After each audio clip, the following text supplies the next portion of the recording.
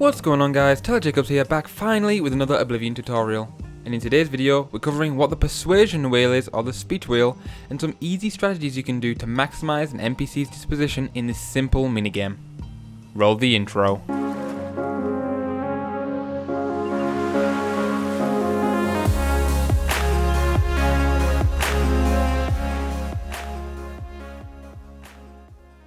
The Persuasion minigame is a speech wheel game with 4 different actions: admire, boast, joke, and coerce. The game is very easy, so for those of you who just want to get straight into the game strategies, go to the timestamp on screen. However, if you're new to the game or just have no idea how the game works, don't skip ahead because I'll explain that to you now. Each time you play the minigame, you must select each action once. Every NPC will have a different reaction to the possible selection. However, they will always love one, like one, dislike one, and hate one of the options.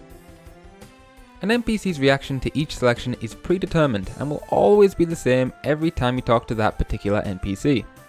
When you select an action the NPC loves or likes, the disposition will always go up, and vice versa. If you choose one that they dislike or hate, then it will always go down.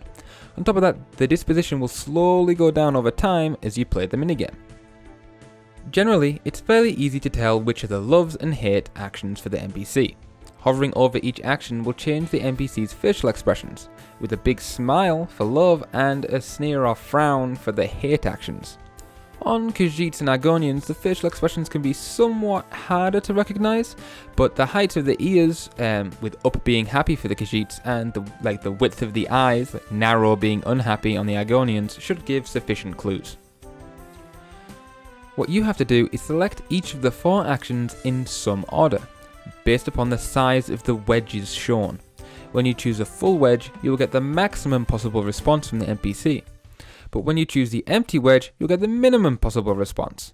So to get the NPC's disposition to go up, you would ideally choose the full wedges for all of the loves and likes, and the empty wedge for the hates and dislikes. But ideal is not always possible. When you start a minigame, the computer will randomly decide which wedges go where for that minigame. Each time you make a choice, the wedge will rotate 1 position clockwise. If your Speechcraft skill is high enough, you will get 1 free rotation though. Because the disposition goes down over time, it's generally better to act quickly than spend a lot of time figuring out the perfect plan. The following strategies can help you make quick choices. Don't worry too much about making mistakes in occasional games. You can keep playing over and over again until the NPC reaches his or her maximum disposition. Alright, time to get into some strategies for playing the minigame. The first method I have is the easiest and will allow you to make steady progress. Step 1 is to quickly look at all of the wedges to see which ones the NPC loves and which one they hate. Then selecting the hated action when it has the empty wedge, and the loved action when it has the full wedge. Then for the remaining 2 actions, simply choose any sized wedge.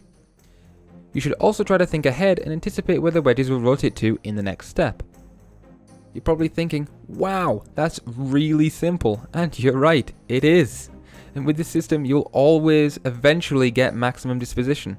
However, you may sometimes end up with a small loss on individual attempts, but make steady progress overall. Strategy 2 is also a simple one.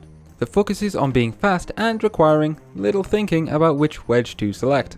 Start by quickly looking at all of the wedges to find the ones that the NPC dislikes and hates, then focus on selecting them when the empty wedge is on one of them. If the empty wedge is on one of the selections that they like, then just choose the other action that they like, which will have the larger wedge in it. Just like the first method, this one is also super simple and easy to master. The third strategy is the most difficult out of the 3 methods, and it's pretty much the same strategy as the first one, except you want to concentrate on getting the empty wedge for the dislikes reaction at the expense of the likes reaction. So to start, memorize the positions of all 4 reactions before you begin the game. Then select the hated and dislike action when the empty wedge is on it, and select the loved action when the full wedge is on it, and it doesn't matter what wedge is on the liked action. This method requires considerable skill and speed to pull off successfully. However, if you're fast enough, it'll make your score go up each time.